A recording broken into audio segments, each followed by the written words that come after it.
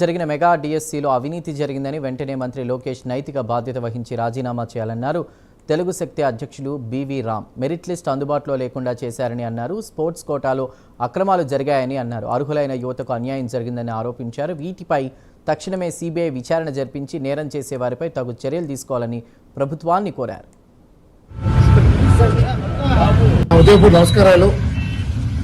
అంబేద్కర్ ఒక మాట చెప్పారు, జాతి కోసం పదవులు కూడా నాయకులు మనకు కావాలి తప్ప జాతి కోసం పదవులు తాగబెట్టి నాయకులు మనకు వద్దు అని చెప్పారు.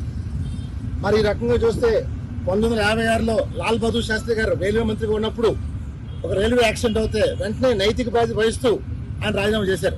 అలాంటి నాయకులు ఈ రోజు మనకు కరువయ్యారు. కేవలం దాచుకుందాం, దోచుకుందాం, దండుకుందాం, పెంచుకుందాం, పోకలాడదాం అనే లక్ష్యంతో పనిచేస్తారు తప్ప జాతి కోసం పనిచేసే నాయకులు ఎవరో మనం చేస్తున్నారు. ఒక ఎన్టీఆర్ ఒకళ్ళే ఉన్నారు తప్ప ఇంకో ఎవరో మనం చేస్తున్నారు.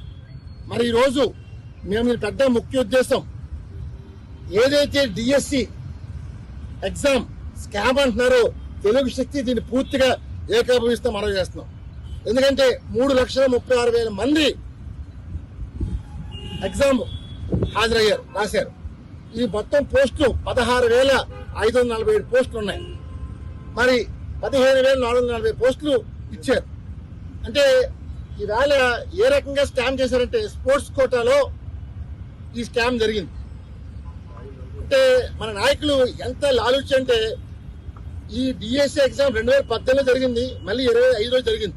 అంటే 7 సంవత్సరాలు వ్యవధి పెట్టింది జరగడానికి. మరి ఇంత గ్యాప్ లేట్ అయినా సరే నిస్వార్థంగా యువత కోసం చేద్దాం